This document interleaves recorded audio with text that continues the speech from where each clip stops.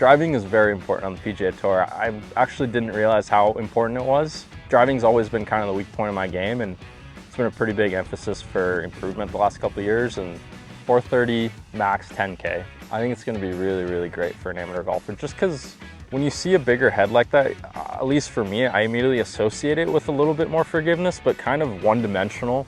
I actually played a Max for a couple events, and it's just so forgiving and so straight, and this one is even more so, but it has the benefits of not losing a little bit of speed, which I did with previous Maxes. So right off the bat, it's pretty crazy that you can have that extra forgiveness and not lose any speed and still feel like, you know, the forgiveness is crazy good.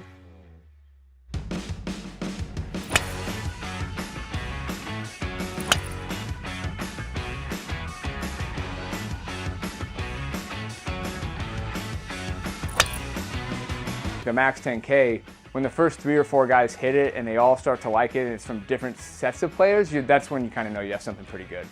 The PGA Tour players that we're working with, when they say they miss it or they hit it, oh, I heeled this or I high-toed it, they're really not missing it compared to what the average golfer is going to miss it, like across the face of sample size.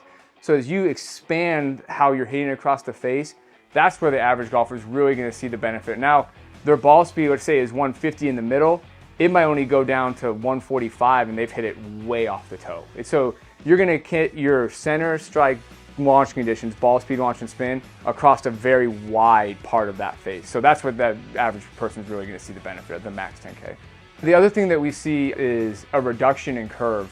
So like Sahith Theegala hit it today and he likes to hit cuts. Well, he was still able to move the ball and it still cut when he wanted it to cut, but instead of cutting 5 to 6 yards, it cut 3 to 4.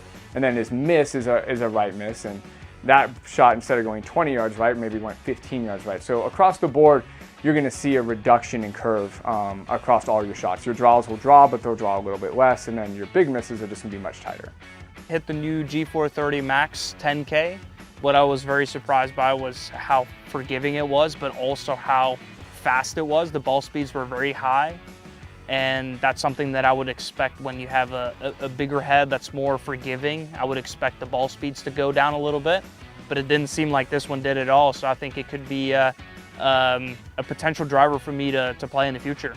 It's all about how good your miss hits are, and that's why I've loved the ping drivers, because they're so forgiving and with the distance that it gives you as well. So I think this new driver could be very exciting, and I think that is something that most people need to have that thought in their minds. How good are the miss hits? I think this club is going to be really big. It's pretty shocking how forgiving it is, really. I don't strike the center of the face as much as I want to, and I'm getting away with it. So I think for an average golfer who can't get as many practice reps in and all that, it'll be life-changing.